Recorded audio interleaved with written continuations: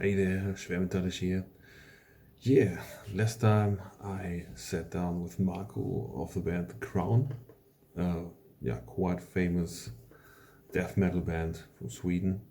And I think most of you know the band, of course. Yeah, we had a lot to talk about, a lot of stuff. There's an album upcoming, well, wait a moment, called Royal Destroyer. And that one is, it's out since today, and I did a review on it on reflectionsofdarkness.com, and what can I say? I really dig that record, and you should all check it out, and of course check out this interview because Marco's in it, and he's a great guy. So sit down, have a cold one, and enjoy.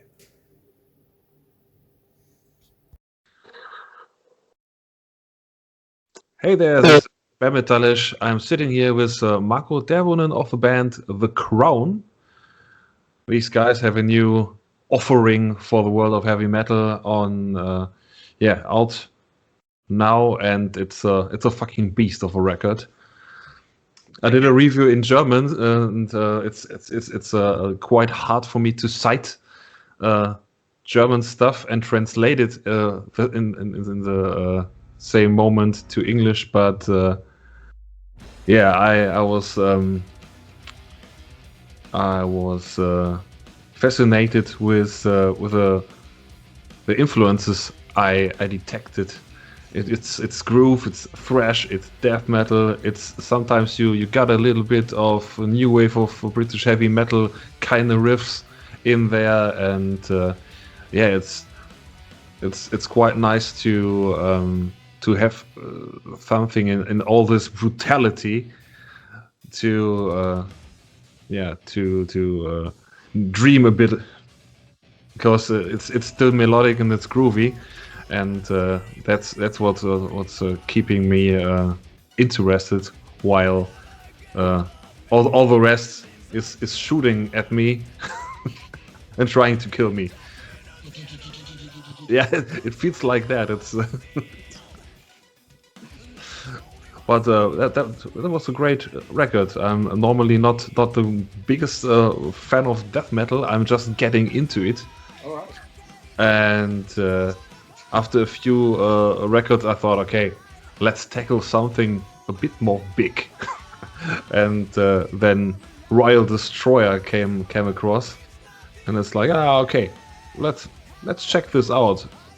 I know the name. You've been along for quite some time, and your artwork is always fucking great. So I thought, okay, let's check this out.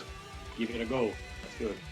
Yeah, 4 days, and everyone can listen to this new album. So I think I think I know it will do great.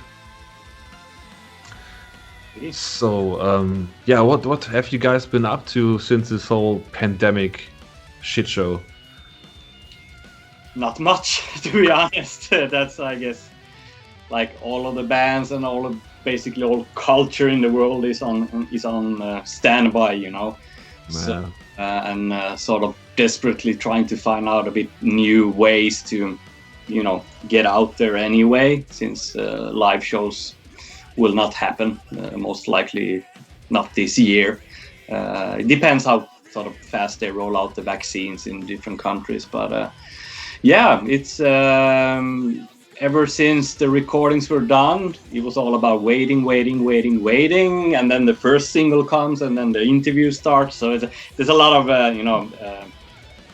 release related stuff, obviously, that we do, preparing. We're also preparing for a new web shop for the band, and stuff like that. But that's the fucked up thing. There's no live shows planned, nothing like that. So let's see if we can figure out some cool way to do a sort of streaming thing or something like that. Let's see. I'm not fully confident that it's a cool way to do it, but let's see if we can find out some a a good way to do it.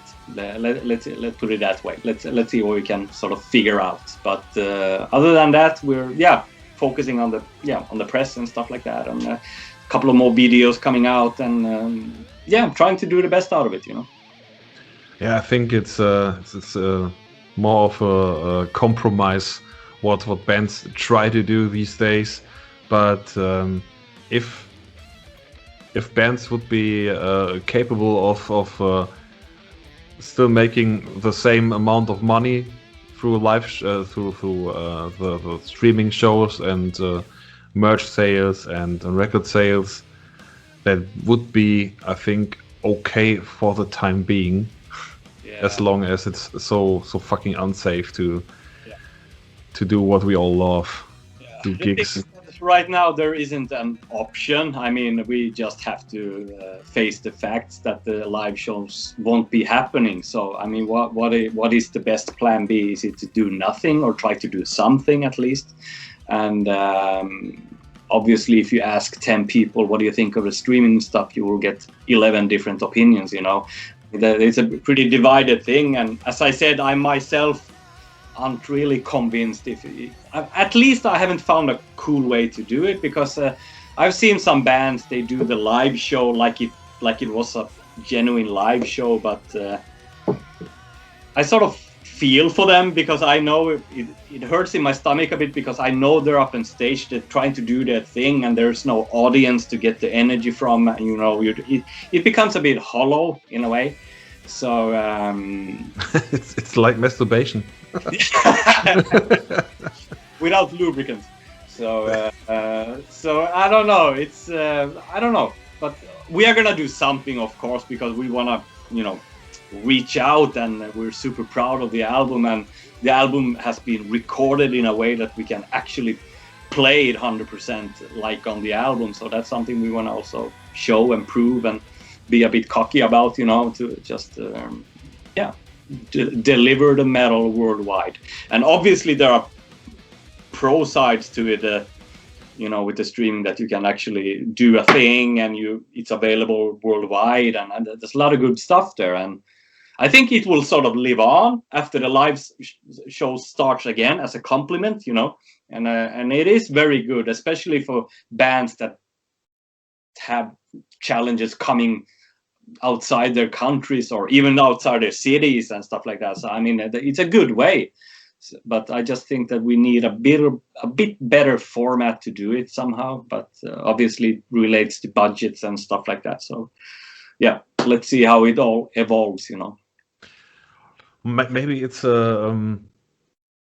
the fans that have to do the other part a bit more in order to give you the energy you need to provide a good show in streaming. It's like maybe you need a few monitors, like a wall of monitors before the band, like in The Dark Knight, where Batman tries to control the whole city. Exactly. I mean, then you have the faces.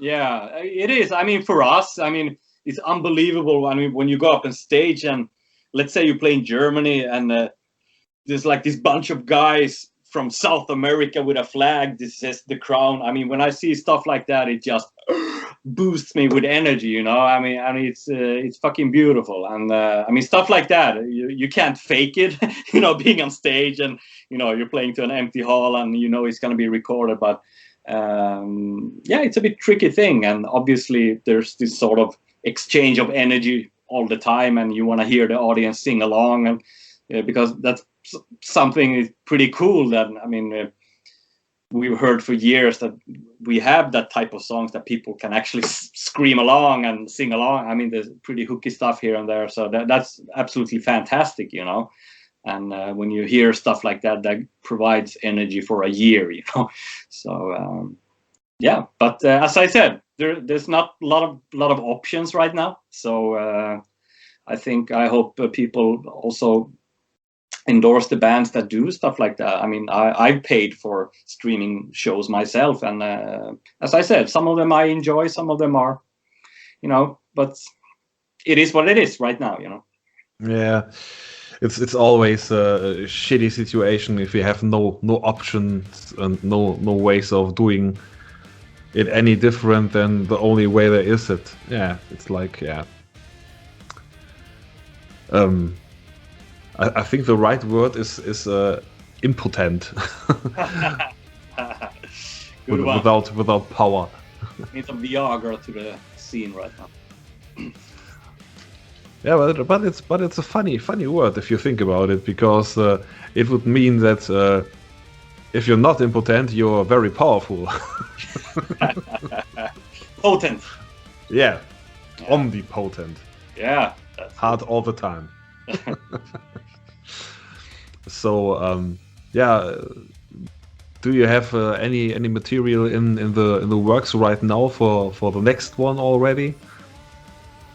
That is actually a pretty cool thing. That I think it started with the whole Cobra Speed Venom thing, the previous album. That everything just fell on place, and we were in such a good headspace. So we kept on just writing. So now we have like 25 new songs already. So it's like a luxury problem, you know. So it was actually when we were rehearsing Royal Destroyer. I mean, the sort of luxury problem was that how are we gonna approach these 30 songs? Are we gonna rehearse them all and pick the best 10, or how the hell are we gonna do? Because there's only so much time to do it, you know. So we did the normal way, sort of, that we started one by one song, and when we were up, I don't know, 12th song, we were like asking ourselves, is this good enough? Are we here? You know, I mean, is this an album? And then we sort of stopped there. So I haven't heard all of the album. I haven't heard Magnus all new songs and stuff like that. So it's gonna be interesting. We're gonna run this sort of Royal Destroyer cycle. Let's see what kind of cycle it becomes with all the pandemic. But I mean, and then obviously we just go back into the rehearsal room and go around the table with new songs. That's basically what we do. So please show your first song, show your song, and we sort of go from there, and let's see what happens, you know. But yeah, we have shitloads of ideas already, so that's a cool thing. That is the only, I think, the only upside to this pandemic shit. Yeah. You musician guys have time on your hands to do stuff, and don't have to have this whole writing, releasing, touring cycle, which can be fucking exhausting, as I often read about. So I don't know about it, but if I read that, some venues are pretty shitty to eat at, pretty shitty to spend your time at, or use the bathroom, and you do it for months on end. So I think if this whole situation wouldn't be so serious and so dangerous for us all, and let's be honest, fucking scary at times, this would be all good. Yeah, it is. I mean, it is pretty fucking scary. What scares me the most is that you can't really predict how that sort of COVID will hit you. You know, it can you can either die from it, or you just cough it up, you know, and walk it off. You know, I mean, our singer had it. He was bad for 2 weeks, and then he was tired for a couple of weeks. But I mean, it doesn't. There's no logic in it. I mean, because I mean, the next guy that get it, he fucking dies, you know.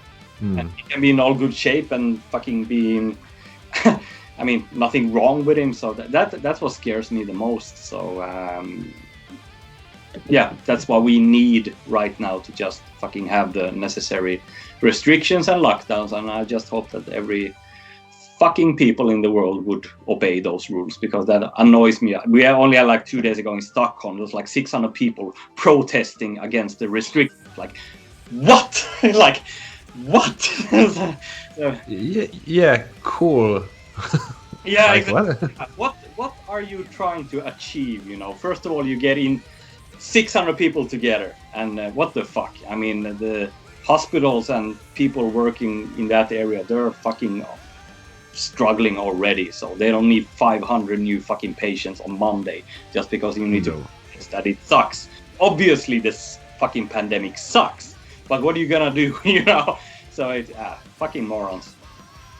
Yeah, we got it here in Germany too. We did not have any protests in quite a long time, but we had a few, and the big problem with Germany nowadays is that we have this political party called AfD, and yeah, they're just fucking Nazis. Okay. To be honest, they're fucking Nazis, and they the most people that go out and protest are people that believe in healing through, I don't know, hugging trees, and I don't know, using crystals and realign chakras and stuff like that. And those people walk along with those fucking Nazis from this political party. So this comes on top of all that really scary situation. For me, it's like I'm a bit diabetic, so if I get it, it will be worse for me than for a person without diabetes. So that's on top of that, and Nazis, and it's really shitty here. Yeah, it's scary. It's actually, that's what scares me most. It's fucking other people, because I know me myself, my family, we do the right thing, But when I see other people acting like fucking idiots, I just want to move to Mars or something like that. Yeah, I think you do the right. You play the right music to let off steam. Just imagine you would be in a band, in an AOR band, singing about love and touching and squeezing all day. That would drive you nuts while in this pandemic, I think. But let's return to something more happy, funny. What started you? What got you started making music? Oh, I was making music. I started to play actually several instruments when I was very, very young. I found it to be pretty natural, sort of easy to do. We always had at home like a guitar and a piano and stuff like that, and I found it pretty logical, how it works. And I remember I was very young, like 7, 8 years old. I could play simple stuff on a lot of instruments actually. So that just grew, and maybe when I was 12, 13, there's this culture or thing in Sweden that I've tried to explain it a few times, but I really can't find the words to. But in Sweden, like in every city, even if it's a small city or big city, there are these sort of complexes called, the closest word I can come up with is like a youth center. Mm-hmm. Like kids go after school there, hang out, they play table tennis, or just hang out a lot of. And they have some different activities for kids, it's like after school thing. And in Sweden, there's a very, very strong tradition that they always have a rehearsal room with free instruments, and you can also get a teacher that sort of supervises you when you and your friends trying to play something together. And the thing is that basically every death metal band or metal band from my generation started that way. It's pretty cool to read from other interviews. I mean, there's like this, because you have an opportunity to play on borrowed. They have rehearsal rooms with instruments, drums, amps, whatever, everything, and usually like in this very small town Trollhättan, when the word gets around that there's someone that can play an instrument, you will automatically end up in a band.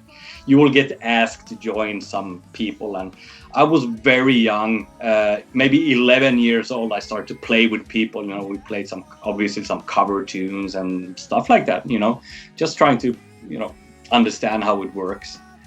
And I know that bands like from Stockholm, all those classic bands, they started the same way. And actually, we even rehearsed at those places.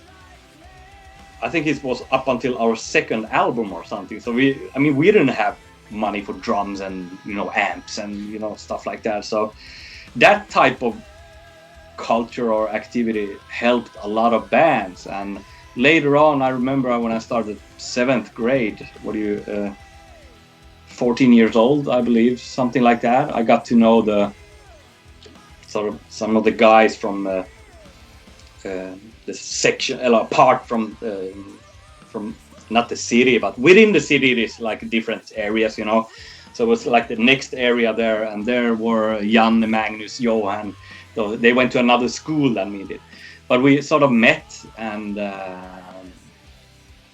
there was a mutual friend that sort of lied to them, that said that, yeah, Marko knows every Metallica solo, you should have him in the band. I was like, I didn't know about it, and I was asked, yeah, you want to come play with us? Yeah, sure. And the first rehearsal, I remember, like Magnus or someone, yeah, how's the solo in Master of Puppets? I have no idea. I don't know, So I just got into the band as like through a lie or something like that.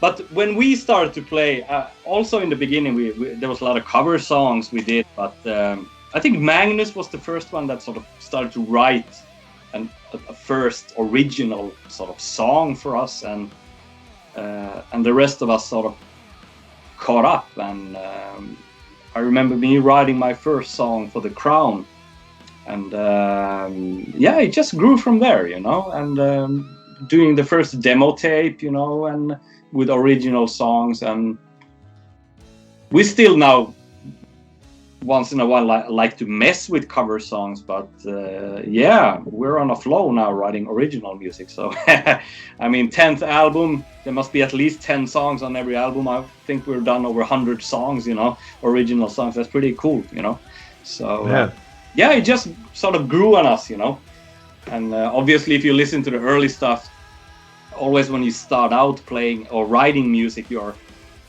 influences really shine through. There was a lot of rip-offs from D-Side and even Morbid Angel attempts, and for me, I ripped off a lot of Age of Sanity stuff, and that's just typical thing how it starts. So it's a long journey, but it's going in the right direction. Yeah, the whole I play several instruments thing. I can see behind you. I see a guitar and drums. Yeah, electronic drums. Yeah, I use them to demo songs for myself. And actually, for the Death Is Not Dead album, 2 albums ago, that was a kind of special album. I recorded those drums on me playing the drums on that album, actually, with those drums, and it's pure digital, But now it's mostly for demoing stuff, trying to capture ideas. Yeah, I always imagine cutting songs or editing songs is fucking ridiculously difficult, because if you see all these files stacked over each other, and you have one file there, one file in the middle, one file there, and above and beyond and everywhere, because I'm editing videos, and it's like, yeah, okay, this is not so easy, but I will get the hang of that. And then I see like a song and think, no, this is ridiculous. You should check out, there's a video of Bohemian Rhapsody where they show all these files and different layers of the song, and it's really fucking crazy. I think it's stacked on 21 or higher. Well, that's nothing. That's not, because I also work with I mix music for other bands. and sometimes I get projects. It can have like 60 channels or something like that. So yeah, it takes some time to sort of understand how they thought about those 60 channels and what the hell are they gonna do, you know. So, but yeah, you sort of learn by going and doing it. But you have to do all of it for every song, every time from the beginning, or are there layers you can just, okay, that stays there, and we just add, I don't know, 20 layers for the second song, and the rest is okay like that because we want to sound it along these lines? No, not really. I like to think of it as still as tape, you know. If you record 16 tracks, let's say there's drums and guitars and bass and normal stuff, and you record it on tape. Obviously on tape you record every song after each other, you know. And that's the way I like to work with Pro Tools, like digital stuff. Some people work with that. They have one song, one file, you know, and then they open the next project and they import the settings. But I record everything after each other. So that means that song number one, I mix it, I set the sounds, everything will follow through the next. So it becomes about details, effects, stuff like that to add on every song. But the basic stuff like drum sounds, drum levels, guitars, that will just follow on if it's 10 songs or 100 songs.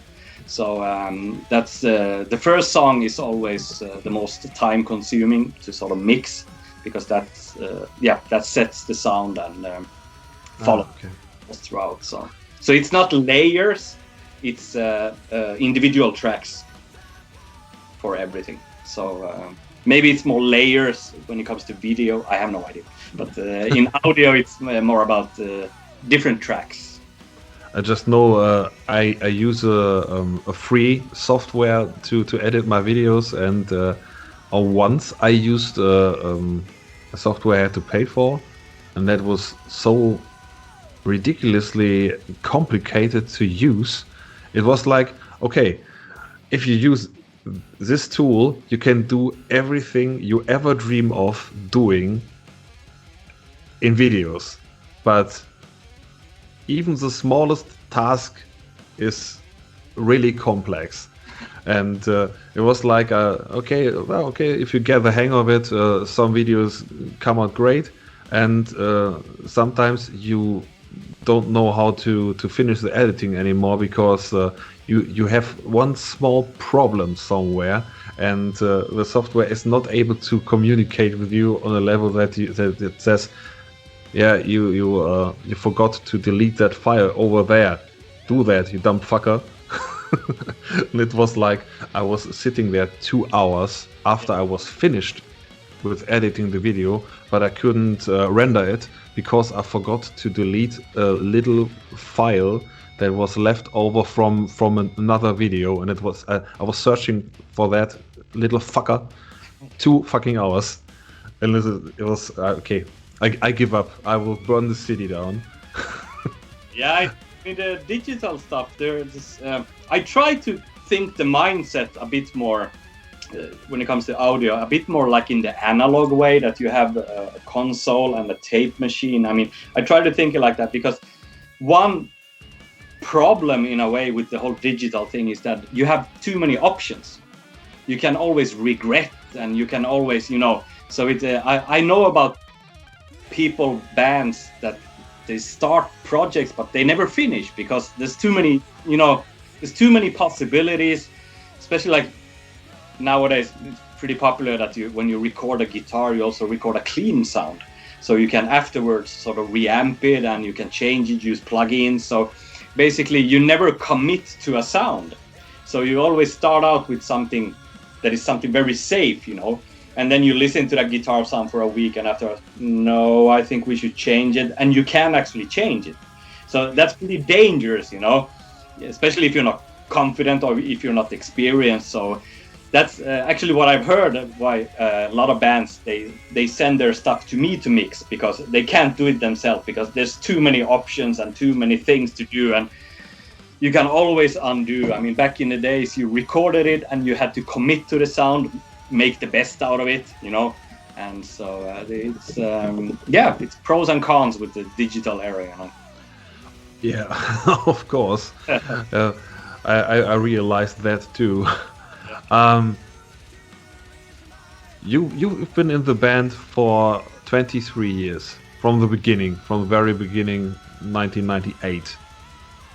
And actually, not? no. There's a lot of people think that Hell Is Here is our debut album, because we were formed 1990, and we released 2 albums under the name Crown of Thorns. Ah, yes. Well, one moment here. It's on it's on the Metal Archives, formerly known as The Crown for 8 years. Yeah. Yeah, so we released The Burning and Eternal Death under the name Crown of Thorns before we had to change the name. And then later on, those albums were re-released as The Crown. But a lot of people think that Hell Is Here is our debut album, but so it's 31 years. It is. Yeah, that's quite some time. So I turned 40 last year, so you're a bit ahead with this. You've been around for quite a long time with The Crown and of course Crown of Thorns. And aside from this pandemic, what is it that keeps you, all of you, so pissed to make this violent music? I think it's been we've been doing this for so long that it comes automatically. To be honest, I mean, like 80% of music we do becomes very naturally sounding aggressive. Then there are the moments we choose to do pretty mellow songs. You know, we can do instrumental, beautiful songs and stuff like that. I mean, we try to be a bit all over the place, but the sort of our DNA is very aggressive, high energy music, and I think so. We've done this for too long, so it becomes like a second nature. So it's I don't need any outside fucked up incidences or stuff like that for me to write aggressive music. It just becomes a natural thing. I think we're fucked. We can't go back. Yeah, maybe you got a hate switch. Exactly. It's like I don't need more than I don't know, grocery shopping to go full on berserk. But it's interesting. When I pick up my guitar and crank up the amp, I mean the stuff that comes out, it's usually pretty intense stuff. That is a talent upon itself, I would say. Curse. It's a curse. So 31 years. You guys have been around fucking long, and you played a fuckload of gigs and did with Crown of Thorns and The Crown 12 full albums. Actually 10 original. This is 10 original. We did released an album called Crown Unholy, but it was a re-recording of Crown in Terror. So this is our 10th original album. Okay. Yep. So are there any goals left for you? Yeah, there are a lot. I mean, I'm still waiting for a phone call from James Hetfield to invite me to open for a tour, you know, stuff like that. So yeah, that would be cool. But yeah, there's still we managed. The previous album, Corporal Speed Venom, was pretty successful, and we managed to play in countries we never played before, and there are still countries we would like to visit, like Australia, South America, Greece would also be cool, you know. So a lot of that stuff is still, I mean, we still have a bucket list, you know, and I'm pretty sure there's a Grammy waiting for us around the corner somewhere, you know. Why not? Why not? Let's be the first death metal band and go up on stage and play something outrageous. Something. I don't know. But yeah, of course, there's the dream lives on, you know. Yeah, I just had this crazy thought. Do you remember the Oscar night where Michael Moore was played off stage because he was talking too long and was too critical for the people there? They just played music and made it louder and louder and louder. That would be a dope job for a death metal band. That would be fun. Shut him up, okay. So what I wanted to ask is there any band left, aside from Metallica maybe, you would love to tour with? Yeah, a lot of bands. I felt for a very long time that I would like to tour with a band that is, I mean, still sort of extreme and brutal, but it doesn't necessarily need to be a death metal band, because I think that in our music, it's not, I mean, our music isn't 100%, what do you call it, like super extreme death metal. I mean, there are melodies and hooks and stuff like that, and I get a lot of feedback. People say that I mean, a lot of the songs you can actually remember, and people outside of death metal area usually say that, well, this sounds, I mean, like a structured song, like a proper song. So I would like to do a tour with a band like Testament, you know, something that is between thrash and, you know, metal, and that we have the possibility to reach out to new people. We have played with a lot of our death metal heroes, you know, Cannibal Corpse, Morbid Angel, and I mean, it's amazing, but it would be really cool to be the underdog and open up for a tour that isn't necessarily 100% death metal tour, you know. That would be a real challenge. I would really love that, you know. Yeah, I could imagine teaming up with Testament would be quite cool, because they always had a kind of extreme edge to them. Yeah, exactly. And I mean, they're flirting with death metal here and there ever since like a few years back. And I mean, they're an amazing band. And actually, I had a fanboy moment. Was a year ago. We played on the same festival, so I managed to talk to them and like, hello, my name is Marko. You know, it was pretty cool. You know, I mean, I've been following them forever, and yeah, that would be a really cool team. You know, I had a similar moment with Matthew Barlow of Iced Earth. At that time, it was not crystal clear that John Schaefer is a madman. How's that band going today? It was like, okay, yeah, okay, you're breaking in, yeah, oh, okay, no, don't do that. Oh, fuck. But yeah, there were no comments from the former vocalist, so that's yeah, okay, that's understandable. He's married to his sister. Oh, really? Yeah, the in-laws. All right. So that's maybe okay. I will shut the fuck up before my wife kills me. But I really adored that guy from the 90s on, and I had one moment where I could shake his hand and make a pic with him, and it was like, and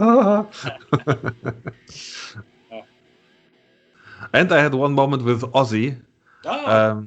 It was a meet and greet, but that was ridiculous. You have a security person, and it's like you stand next to Ozzy, he will sign your book, he will take a picture, and then he will leave. Okay. So, okay. Right. It's like, go! Oh, He's old. Very restricted. Yeah, but it was cool. Nevertheless, I got the picture up on my Facebook wall, Cool. and people always asking if I'm at Madame Tussauds. And you always say, yeah, we went to dinner and we had a fun and we had a few beers and. No, he really looks like a wax figure on that picture. So they always asking me if I was in the wax. In the House of Wax, Madame Tussauds in London. It's like, no, he's real. I'm made of wax. What? Cool, cool. So yeah, that was all I had question wise. No more ammunition left, and so you got a bit of time ahead for your next interview. I can only say thank you very much for your time, Yeah, thank you, man. Thank you. Nice chat. and congratulations to a phenomenal hell beast of a record. Oh, cool. One more citing. I don't know if this word is correct. I will cite myself. Yeah, said Johan Lindstrand sounds like yeah, red hot. Like red hot. I don't know how to say it in English. It's like, hate incarnate, more or less. Okay, It's like, cool. yeah, it was a 8 of 10. So for a guy who has not listened to that much death metal, that's pretty good. Yeah, cool. All right. You have any favorite track? Devoid of light. All right, cool. All right. Yeah, I wrote that it's like riff wise, it's like Doom, but faster. All right, that's cool. That's cool. That is a really heavy riffing on that one. So yeah, I hope this will go through the roof for you guys, and yeah, I would like to talk to you again for the next one. Yeah, absolutely. Hey, sure. Okay, cool. So yeah, thank you for your time, and have a nice day. Yeah, you too, man. All right, take care. Thanks. Stay safe. Stay sane.